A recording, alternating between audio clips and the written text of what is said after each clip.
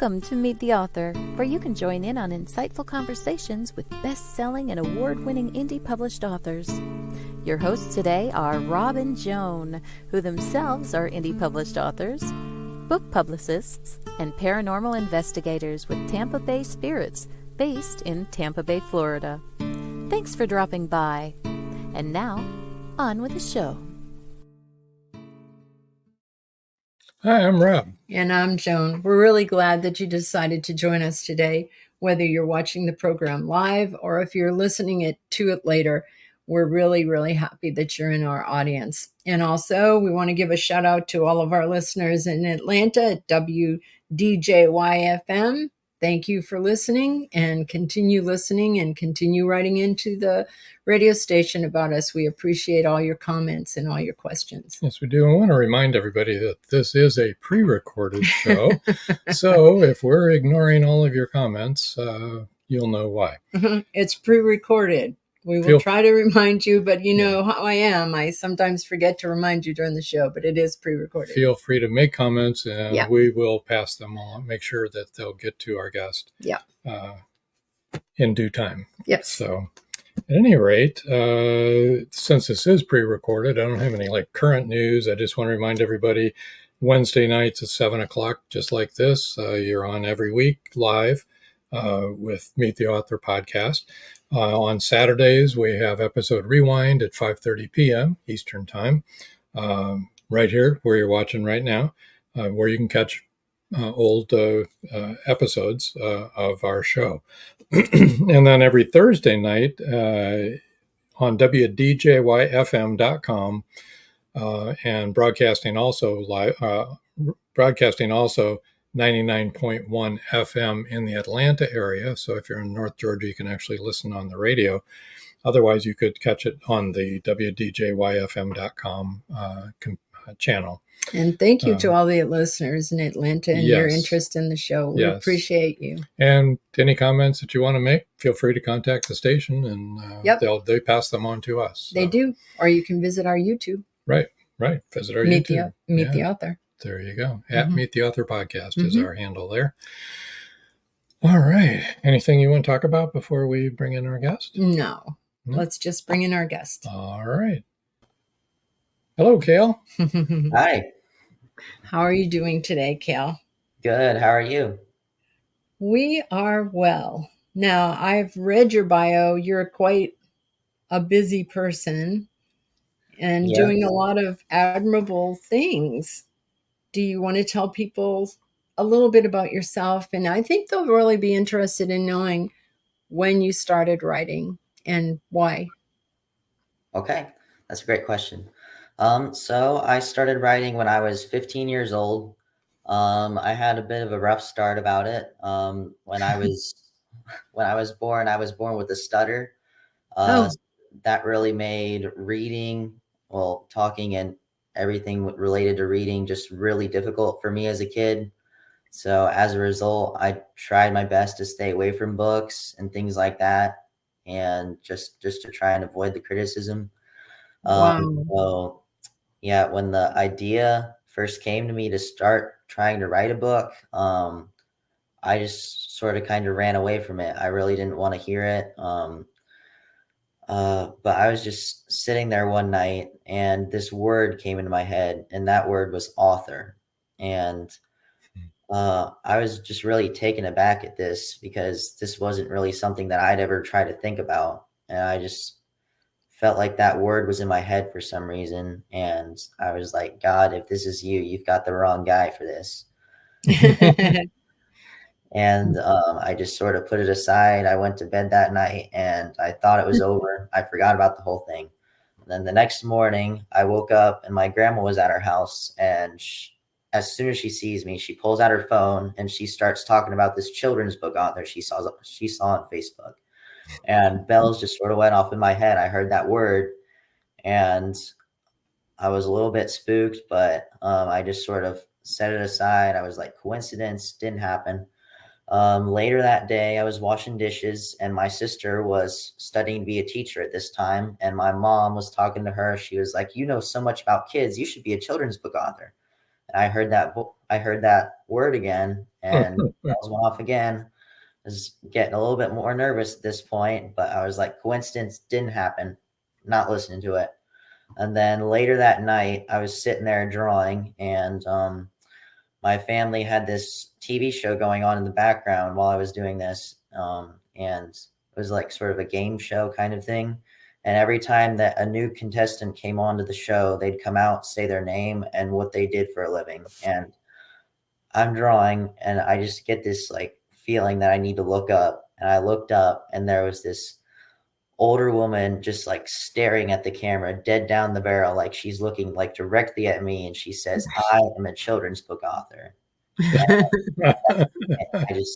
I couldn't take it anymore. I got out my phone, I downloaded Google Docs, and I started writing. And I was astonished at how naturally it came to me. Like I was almost made to do this. And I spent so much of my earlier years just avoiding it entirely. And it just astonishes me to this day.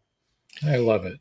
I do too. As a matter of fact, you don't know this about Rob and I, but we used to be in the ministry. And people would often say that that the Holy Spirit is a gentleman. He's never been a gentleman to me. He's quite pushy, the way that he was very pushy with you. And when he wants you to do something, he doesn't stop.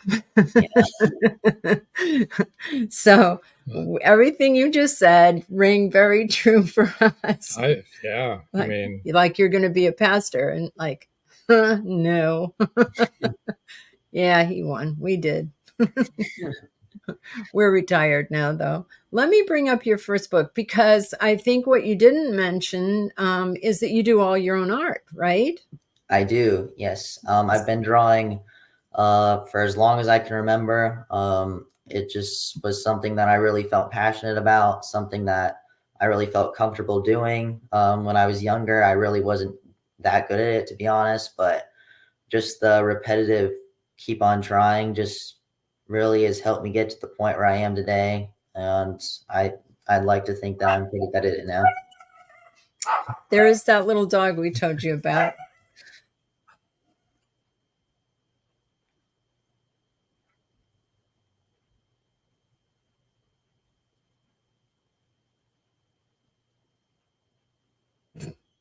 Sorry, we're going to mute our mic. Go ahead.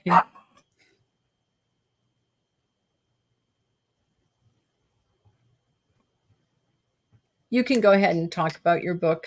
We'll just mute the mic when she barks.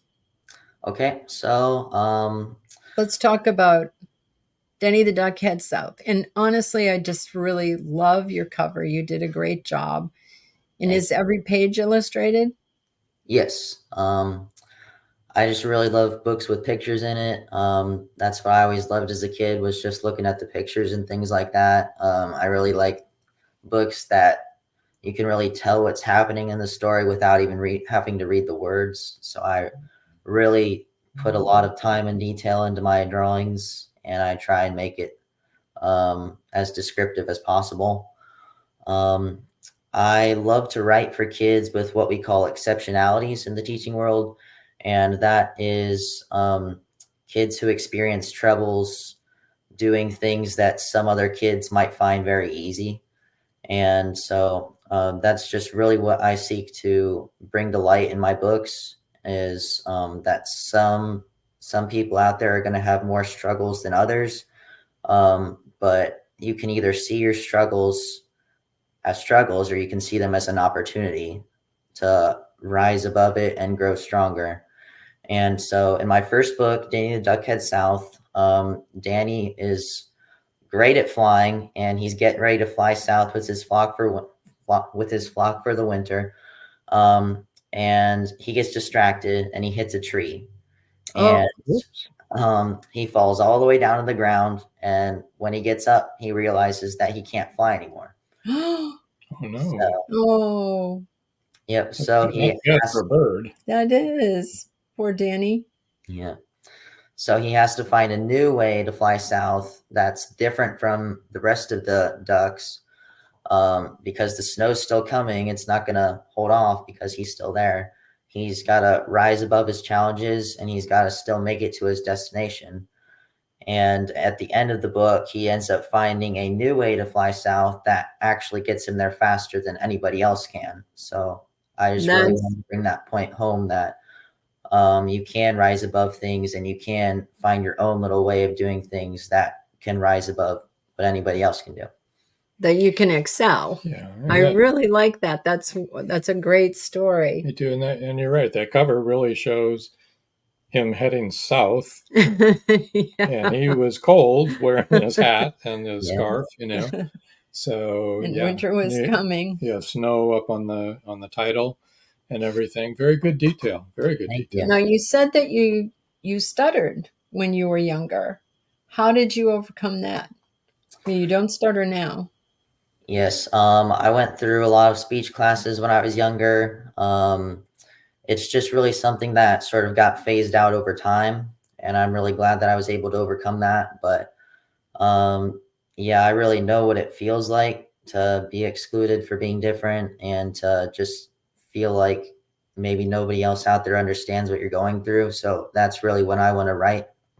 That's really who I want to write for, is kids like me who struggle with things that other kids might find really easy to do. Yeah. Have you ever considered writing a book about kids who are neurodivergent? I have not. I've been very busy lately. I haven't really had time to think about new projects. I've been taking summer classes this summer and working full time, and it's just taken up so much of my time, so much of my creative energy, and yeah, just haven't had a lot of time for new projects lately. We have neurodivergent grandchildren, so I know that it's hard for them too, and the other kids don't understand why they're different, why they are the way they are. But that's something to think about in the future. Put it on your shelf behind you there. Because they definitely need help. And there are more and more neurodivergent kids all the time, unfortunately. Let's go on to your second book. Danny and Kevin Conquer Camping. So is this the same Danny that we heard about in the first book? It is the same Danny. And this next book features Danny's best friend named Kevin, who is a pig. This is what we call a mission book in the author world. It seeks to specifically bring attention to a certain group of people who are sometimes overlooked. This one is for limb loss and limb difference. So Kevin, as you can see, unfortunately loses a leg in a farm accident. Yeah. Yep. Yes. He's in a little wheel thing like I've seen dogs have when they've lost a limb and stuff like that. Yeah, that's great. He's pretty cute though. Thank you. So you go through the challenges of somebody who's lost a limb has if they want to do something like camping, and how he gets over that. Or do you do more things than just camping? Okay, so in this book, Kevin loses his leg, and he can't really get over losing this thing that was so important to him. And so Danny, who is such a great friend, tries his best to cheer him up, and they go on this camping trip together, and just nothing seems to work to get Kevin out of his funk, and to make him realize that although he lost something near and dear to him, he still has so much. And it's not until Danny gets on his level and lets him know that although he lost something, he can't fly anymore, he remembered everything that he still has. And Kevin had to realize that he still has the best friend in the whole world, and he's not going anywhere. He still has so much. And although he did lose something near and dear to him, he still has so much to live for. And yeah, so much that he just really wasn't considering throughout the rest of the book. Yeah. So that's a good point. That's how we can help one another, because we all go through things, right? Whether it's stuttering or losing a limb or being neurodivergent, everybody has something. not any of us are perfect or have a perfect life. And if we share with people what we have troubles with, I think it really helps them to get over their troubles, which is what you show in this book. Not just all the good stuff, because right. People see that and they think, well, what's the matter with me if that person never has any problems? Exactly. Right? Exactly. I think, especially for children, I think it's really hard because everybody else looks like they're popular and having fun and doing all these great things, and they don't know what's going on inside the head of all those people, Or in their homes. Yeah. Or in their homes. I know some children do not have a great home life, and even the most popular kids, they have troubles too. They have problems too. Yeah. But everybody wants to be one of the cool kids. Yeah. And belong to the most popular group. Speaking of the cool kids, you have a friend who's a cool kid. She just became Miss Teen Ohio, right?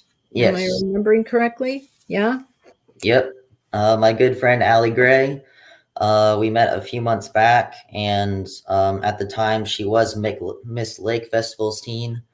And I'm actually working on a new book. I've been working on this one for a while since I didn't have much time, but this is called Born to Stand Out. It is another mission book, and it's looking to bring attention to those who are deaf or hearing impaired.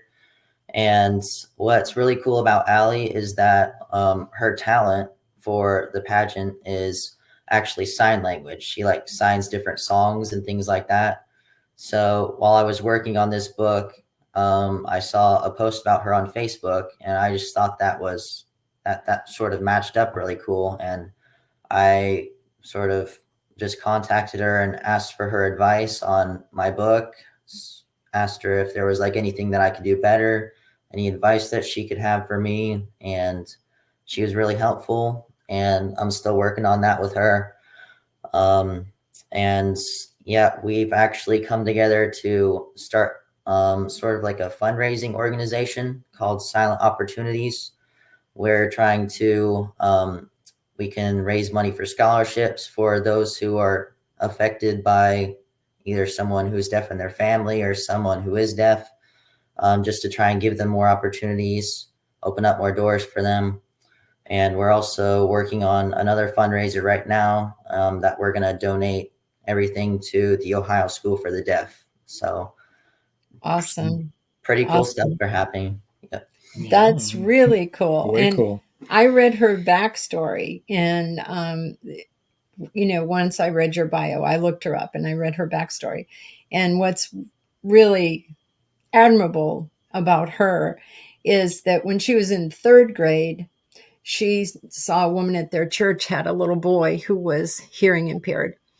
And she asked the woman if she could teach her American Sign Language so that she would be able to talk with them. And so they started doing it in their break periods, and it became a club, and that's how she learned ASL. And I mean, that's really admirable. We had one of our friends had a hearing impaired daughter, Kathleen, and we lived near Rockport, Maryland at the time, and there was a big school for the deaf there.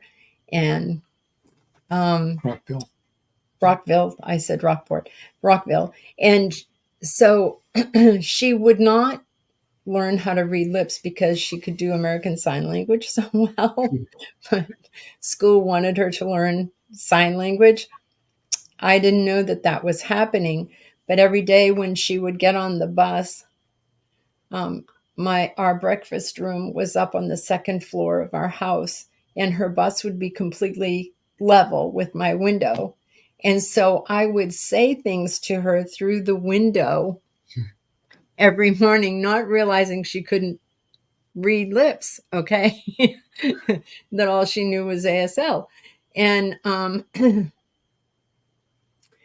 finally one day, her mother, who was a friend of ours, came over, and she was crying, and she said, "You have no idea what you've done." She said, "Kathleen found that to be so much fun. She's finally learned how to read lips. And I said, she didn't know?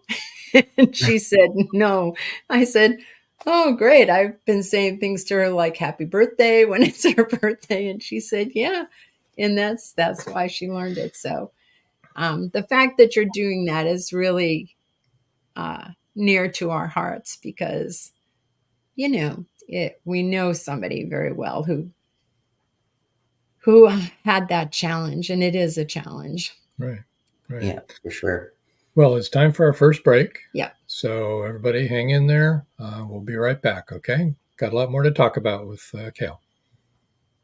It's 1919, and Eric Laska returns from the war in Europe. 2 new enemies await him in the small coal mining town he calls home. One is a threat to his relationship with Rebecca, the love of his life. The other, a bloodthirsty beast, is stalking the mining town residents. The townspeople suspect Eric of one of the killings. An old man and Rebecca's 11-year-old sister have seen the beast, but only Eric believes their story. To protect the town and clear his name, he's forced to prove the werewolf exists. Available on Amazon. The Horror Within by Marjorie Swift Doring. The clock is ticking. Can Gracie uncover the truth? Philip Pliant is the wealthy opportunist plastics dealer and CEO of Pliant Industries. He's also a master thief, creating a pervasive threat to the manufacturing infrastructure in the Caribbean islands markets. With the cartel as his stealth client, the naive city leaders have been seduced, enabling the production of more than 3-dimensional building materials. The expected profits are monstrous. Is the art group, now led by Gracie and the family heirs, strong enough to win against this predator? Can JJ's cats act on the root cause analysis in time? Will Gracie be able to squash Pliant and the cartels? Gracie never considered their lives would hang in the balance. The clock is ticking. 5, 4, 3.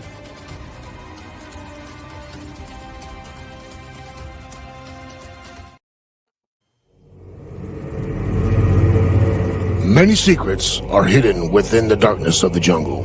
Now comes part 4 in the Jaguar series by retired Hollywood scriptwriter George Dismukes.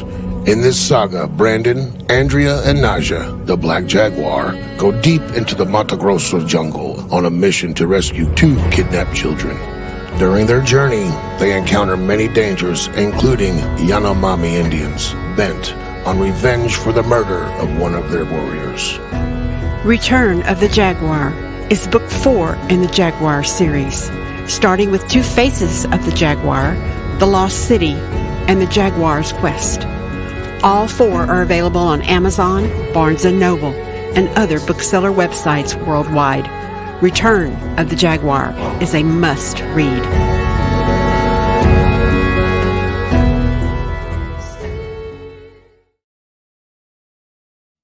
And we're back. Indeed. Yes. Now, you said you wanted to read from your second book? Yes. Okay. That's Danny and Kevin Conquer Camping. So why don't you go ahead and read us this section? All right. So, all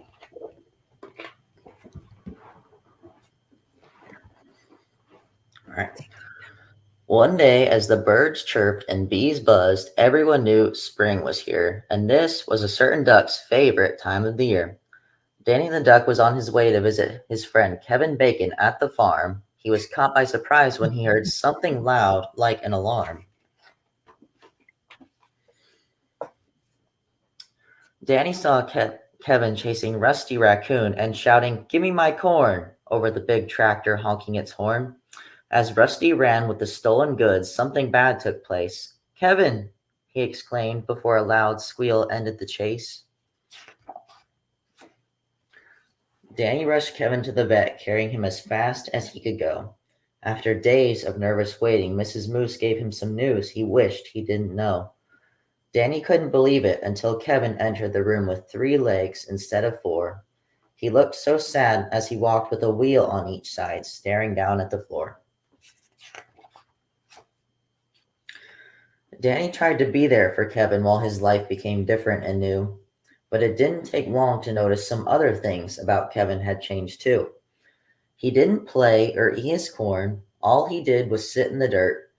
Danny knew he had to cheer him up or he would never stop feeling hurt. The next day, Danny found Kevin in his usual spot. He brought him a large bag. "It's time to get out of the mud, so surprise, we're going camping," he said with a quack. Kevin didn't seem too happy as he followed Danny into the dense trees. When they found a good spot, they set up a tent, feeling the nice, cool breeze. Nearby, there was a pond. Excitedly, Danny gathered their fishing gear. As they sat in a canoe, Kevin didn't seem too into fishing. He just watched his reflection on the water appear. "I got one," Danny exclaimed, but then a hungry bear eyed his fish and grabbed the line. The bear pulled so hard that their boat tipped, and as they fell in, Kevin began to whine. Danny tried to make the best of things after surfacing his beak. Wearing snorkels, they went swimming at the bottom of the creek.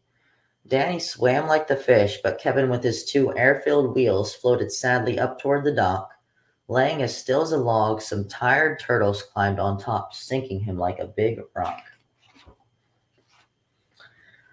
As Danny pulled him out of the water, Kevin looked more depressed than ever. After spotting an old zip line high up in a tree, he thought of something clever. They strapped in and took off through the forest. Everything on the ground looked so small, but then an eagle's sharp beak cut the line, causing them to fall. Oh, no. They fell softly into a bunch of wildflowers. Danny asked Kevin, "Are you all right?" "I guess," Kevin said, looking down as Danny pointed to a small mountain with delight. "We should climb up there," Danny proposed, but then Kevin immediately said no. Danny worried he might never get the old Kevin back. His sadness began to overflow. Kevin took in a deep breath. "Since I got hurt, everything's changed," he said with no cheer. Danny smiled. "Not everything," he spoke as Kevin looked confused. "I'm still here." "I know how you feel," Danny continued. "After I hit a tree, I couldn't move on until I accepted that I couldn't change my fate." He pointed to the mountain. "If you can do this, you can do anything great. You can't change what happened, but remember everything you still have and the friends that keep you strong." Kevin's frown turned to a smile, something Danny hadn't seen for so long. Right? You can cut it off right there. So that is wonderful. Really? What awesome. a good book. You're doing such a great job. You named him Kevin Bacon. Kevin Bacon. Yeah. That's awesome. Brilliant. Not a lot of the young kids get that reference, but a lot of the teachers do. I bet they But do. they get the bacon part. Yeah. that he's a pig, but not that it's Kevin Bacon. Yeah. That's really amazing. That is a wonderful book. It really Thank you. that you're just a born writer. Thank you. I really appreciate that. He's right.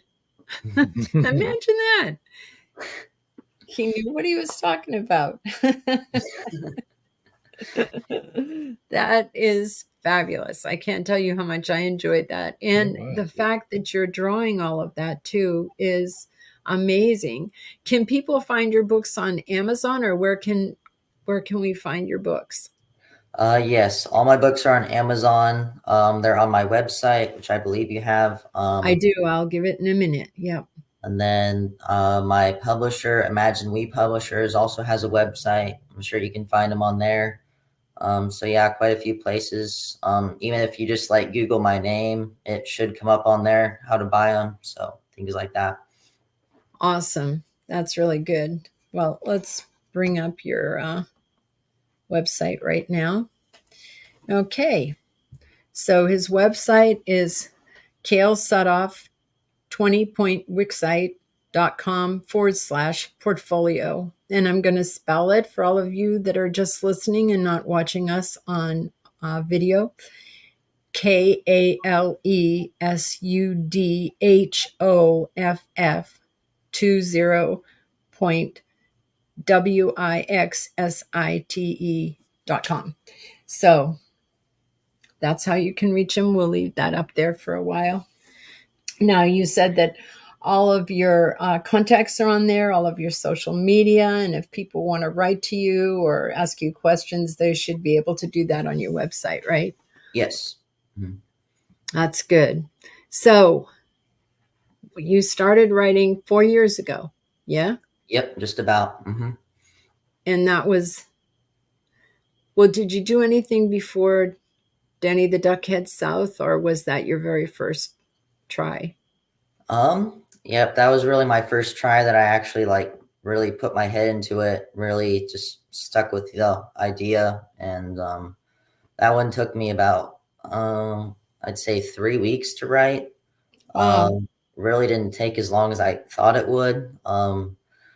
I'm sure I had like an unorthodox style of writing other than like the professionals do. But yeah, if I have like writer's block or something, I'll just let my ideas go for a few days. Or since I write on my phone, I just sort of get ideas sometimes throughout the day. I can jot those down and go about my day and revisit that later. And eventually the story just sort of forms itself. And so do you then, after you get your storyline down, then you add your pictures? Yes, I always try to have my story fully established before I ever begin drawing, just in case I have to like change a few words or something that could end up changing the whole look of a picture, and that would make me go back and start over. So I really try to have a rock solid storyline before I ever begin drawing. We had a very good friend. His name was Caleb Pirtle, and he passed away last year, and he was a mentor to a lot of authors. He was always very encouraging and kind and compassionate to everybody he knew. And he said that if you ever get writer's block, it's because you're trying to get your characters to do something they wouldn't do. And I think that that is accurate. I know that when he said that, it was like a eureka moment for me, because Rob and I are authors also, and we understand the process. Yeah. Though we don't. I can't even imagine the work to, do all the art for your own book. That's incredible. It had to be a challenge for you to format everything in Amazon and get it to come out the right proportions and everything. I think his publisher did that. Did your publisher do that for you? Yep, my publisher took care of all the formatting and things like that. They were really good with that. Yeah, that's good. I forgot that you had a publisher. He has a publisher. Right. We're indie published, so the formatting is always a challenge. Yeah, it can be, especially with pictures on every page. Oh yeah. One of our daughters does drawing books for adults, and it's a whole different kind of formatting than what we do. So I'm sure this is a whole different kind of formatting than what we do. I'm not sure I'd want to learn how to do it. The other one is bad enough. Fortunately, we have an excellent artist who does our cover, who did our last cover, and he did the really tough formatting for pages and all that kind of stuff, so that when your book comes from Amazon, the pages aren't all falling out.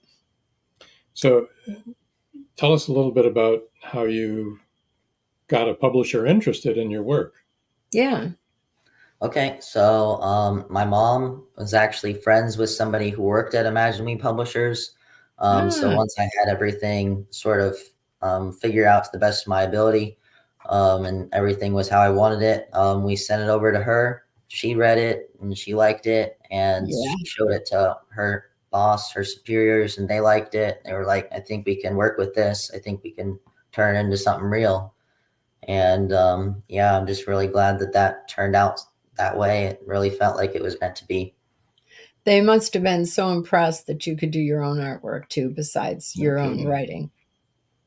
Yep, I hope they were. Oh, yeah, I'm sure they were. That's unusual.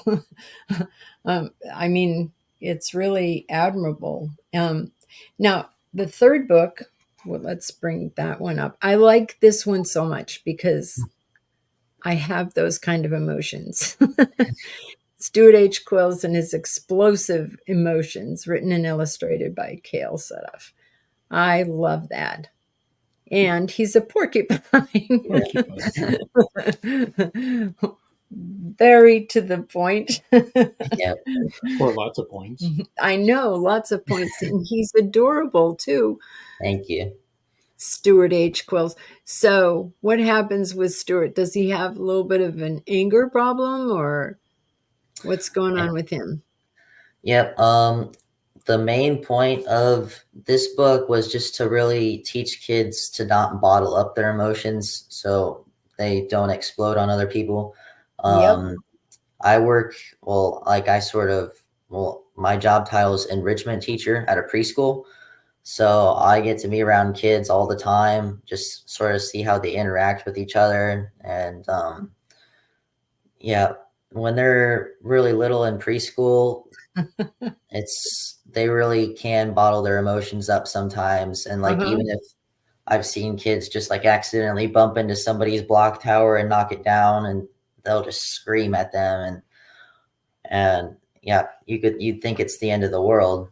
So I just really wanted to, in this book, bring home the point that although something might seem scary right now, you gotta look on the big picture. And so about Stuart, he's a really smart porcupine, and he's so smart, in fact, that his teacher, Mrs. Owl, decides that he's not learning enough from her class.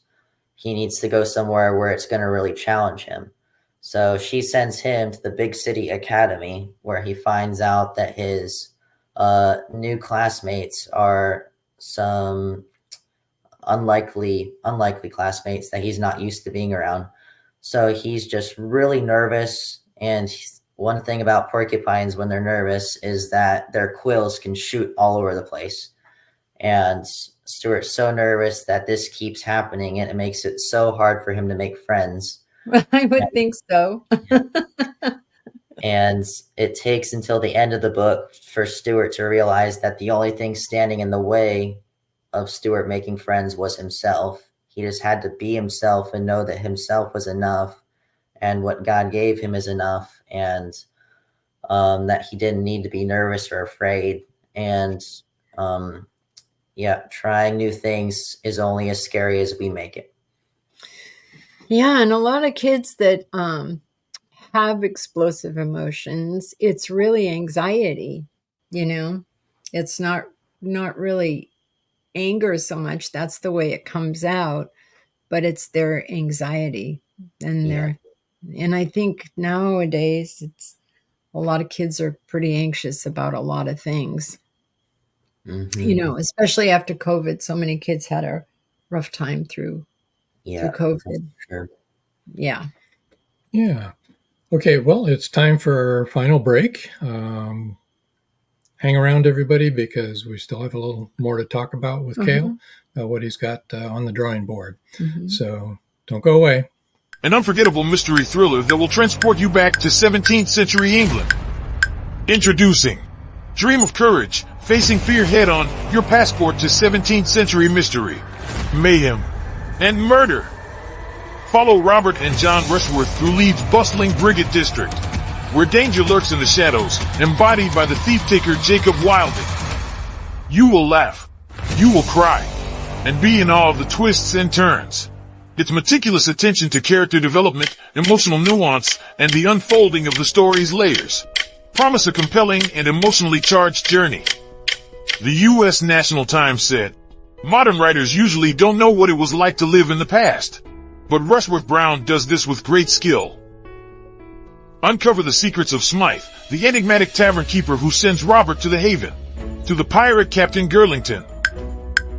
Will he outwit danger in the nick of time? Have you wanted to publish your story? Have you thought about self-publishing?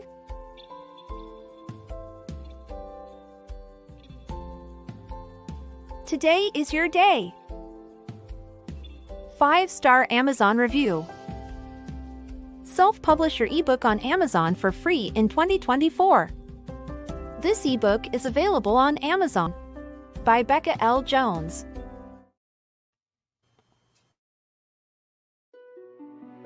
Paradise, My Prison.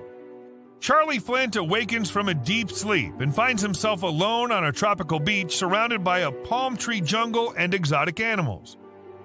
He cannot remember who he is or anything about his life. First, he must find food and build shelter and protect himself from hidden dangers. As his memory gradually returns, it reveals what a very flawed person he is. A man who made too many mistakes, made too many enemies. The implications of the truth are staggering. How did Charlie get there? And will he save himself? Paradise, My Prison is the riveting new suspense thriller from retired Hollywood scriptwriter George Dismukes. Paradise, My Prison by George Dismukes is available in jacketed hardcover, softcover, and all ebook formats worldwide.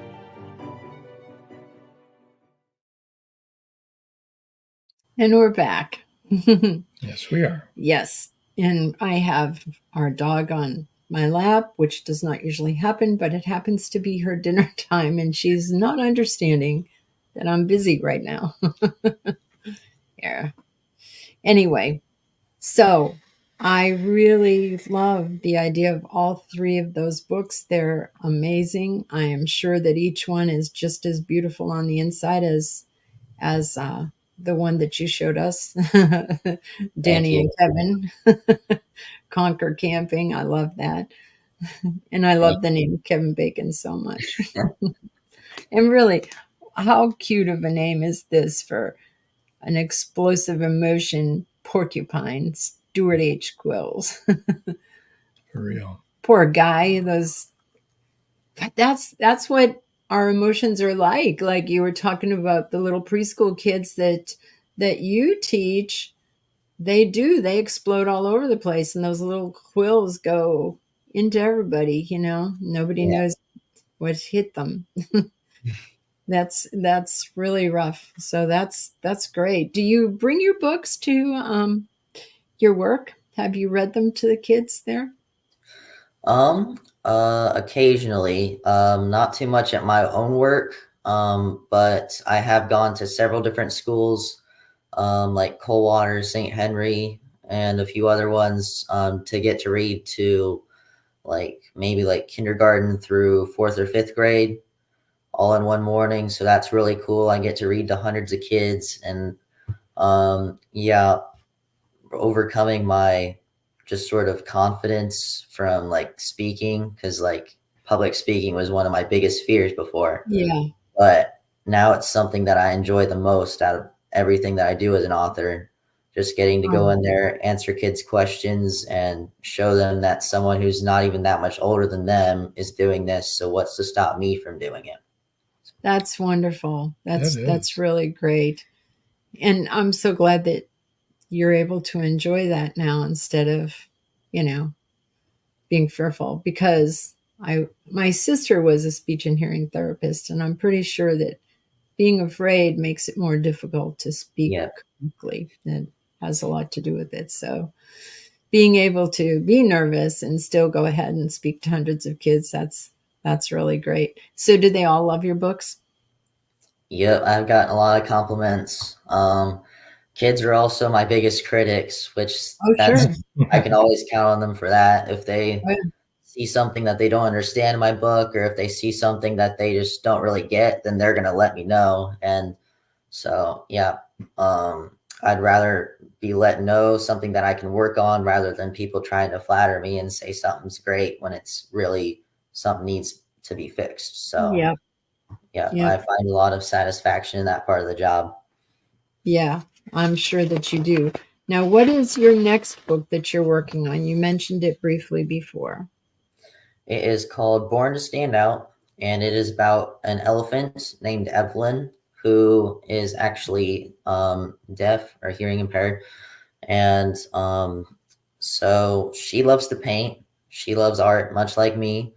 And she just has a really hard time making friends and putting herself out there. she would rather live in her own imagination and play it safe rather than go out and take a chance. And it actually takes some inspiring words from her mom to really make her think about it and really just see that you can either see your challenges as obstacles or as an opportunity. And yep, Evelyn just really begins to think, and she ends up being able to speak through a different way rather than verbally in order to make friends. And I just thought that was really cool to once again bring the point home that not everything has to be done a certain way. You can still be great at that same thing through a different way and still make your mark on the world. Yeah, that has to be hard, not being able to hear or see or walk like everybody else. Those things are all really difficult challenges to overcome, especially if you're a child. Yes. So it's really good that you're doing this for children. I can't imagine what it'd be like to be shut off from the world like that you couldn't hear everything that was going on.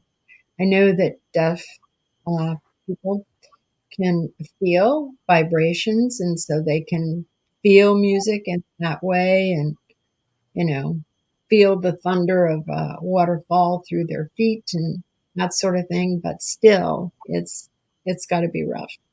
Yeah. Mm-hmm.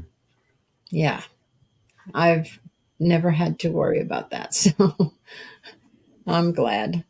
But yeah, I grew up with a hearing impaired girl who the kids did make fun of her. She was a beautiful girl, and I remember like when she was a teenager, she had long natural blonde hair and she was really stunning, and guys would always like her and they'd come over to talk to her, and when they found out that she was hearing impaired, they'd take off. I mean, they were young and immature, nothing against them, but how hard for her, Yeah. She is who she is, you know what I mean? Was hard for me to watch. Yeah. So if anybody in the audience is interested in supporting silent opportunities, how do they do that? We actually have a GoFundMe. It is, would you like me to just send this to you after this is over and then you could put it on, or would you just like me to read it now? Go ahead and read it now. Right. Because people will be listening that won't ever get to see anything. Okay, I understand. Right. https://GoFundMe, GoFund.me/93 lowercase f lowercase a 9287. Right. That's Wow. for GoFundMe. So is there any other way that they can find that? Like, for example, is it on your website? Yes, we also have a website for silent opportunities. So www.silentopportunities, that's all one word, .wixsite.com/hearing loss awareness, all one word. Awesome. Perfect. That would be the best way, I think, to reach and find the GoFundMe page. How has that been doing? Has it been successful so far? Yes, really good. We have an event planned for September. We're going to have a fun run. And we're just going to take all that money and give it to the Ohio School for the Deaf. So I'm really excited about that. See what turnout we can get. And yeah, I think it's going to be great. Well, let's plug that here. Where is it going to start and how do people get involved in that? It's going to be at the Mercer County Fairgrounds. I believe it's going to be on a Saturday morning. I can check on that. But I believe it's September 14th. Okay. But also on the Silent Opportunities website, I'm sure that they'll be able to find that too. But Yep, think definitely. about it, folks. It's in September, the middle of September, and it's a good cause. And it's a run. Is that what you said? A fun run. So Fun. you don't have to run, just there to have Oh. fun. There'll be It's not a race. yeah. Okay. Not a race or a marathon. Yeah. It's just a run. Fun run. You don't have to run 5 kilometers or 10 kilometers or anything like that. Yeah. Well, that's good to know. Oh, Okay. Well, let's see. how have you been doing your marketing? What kind of marketing yeah. do you do For your books. for your books? I have a PR lady named Zuhara, and she's been working with me this whole time. She gets me on a lot of podcasts, be able to get the word out there. Yep, that's mainly how I promote. My publisher also helps me promote, and yeah, just mainly through those two sources, they really get me a lot of opportunities to be able to spread the word. And yep, I go around to some small businesses around where I live, and a lot of them cooperate with me and have their books in their stores and things like that. So yeah, just my community is great. They're really supportive, and I'm really glad that I get to be able to lean on them for this. Have you ever considered doing like book signings at any of the bookstores that carry your books? I've had a few book signings at Brew Nation Coffee Shop here in Salina. Cool. I haven't had any at like an actual bookstore. I've gone into different libraries and read there, but I haven't really had an actual signing per se. So Yeah, a lot of independent bookstores would be probably very happy to include you on book signings, because we do book signings at independent bookstores, and there'll be a variety of authors there, and that would be good. Especially, independent ones are, I think, better than the big ones. Yeah, definitely. Definitely. No doubt about that. Yeah. I mean, it's a lot better opportunity. Oh, right, sure. thanks for the tip. Yeah, you're welcome. Anything we can do to help authors, we're always willing and able to do that. We really like it. And then after you finish your next book, do you have plans to write a fifth? Well, I'm currently also have another side project, working on a Easter story with a friend of mine named Craig Flatt. He's a pastor, and it is telling the story of Easter, but through the stone's perspective, the stone that was rolled away from Jesus's tomb. That's So a clever idea. He would have had a bird's eye view of what went on. That's right. Yep. Firsthand experience. So I think I'm really excited about this idea and been working on it pretty hard. So hope to have that out before next Easter. Awesome. And are you going to do the art for that? Yes, I'm currently working on it right now. Wow, that's amazing. Let us know when that comes out. Yeah, I'd really like to see that book. I bet that's going to be wonderful. Has it been really challenging? Thank you. Has it been really challenging to do that art? Well, just like at the beginning, before I ever start doing actual pages, I always try to like establish how my character is going to look, like from different angles and things like that. I find that really helps on different pages to just be able to manipulate how my character looks and things like that. So just as long as I have like an established look for my characters, it usually comes pretty easy to me. I rely a lot on my imagination. That's great. How does the stone look? Pretty good? Yeah, pretty good. He's got a little security outfit on. Yeah. Oh, I like that. That's great. That's hilarious. That's as good as Kevin Bacon, honestly, a security outfit on That's cool. On the stone. That's something really My job is to guard. Yeah, right? Yeah, that is. Well, our time is up. We're going to have to move you over. Thank you so much for joining us. It's been a real pleasure talking with you and seeing all your creative work. It has. Thanks so much for having me. This has been great. You bet. So I'm going to move you over to the side. Stay right there until we come back to you. And Missy understands we're moving you over to the side. Whoop. Hello. Sorry you about want to say that. goodbye too? Okay. He doesn't want me to move her that way. Apparently not. Okay. Well, we'll see. Everybody, don't forget next week, 7:00 p.m. Eastern Time, Meet the Author Live next Wednesday. Saturday nights, 5:30 p.m. Eastern Time is episode Rewind.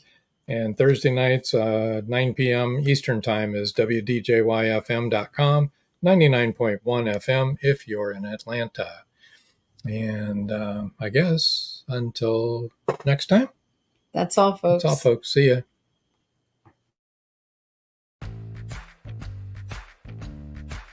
Live every Wednesday, your Voice of Indie hosts Beam Weeks and Stephen Gees welcome authors, musicians, publishing industry pros, artists, and assorted creative guests for an exciting interactive hour.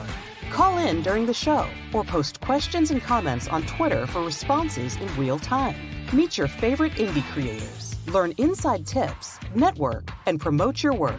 The link for each week's show is pinned on Twitter atop @VoiceOfIndie. And you can receive the link every Wednesday morning in your inbox by subscribing to our newsletter at freshinkgroup.com. Check out Voice of Indie every Wednesday on Blog Talk Radio and catch hundreds of episodes archived everywhere from our websites to our YouTube channel and Spotify. Thank you for joining us here on Meet the Author. Make sure you stay up to date with our show by clicking like, follow, and share. And you can find us on Spotify, iTunes, and more. See you next time on WLFE-DV.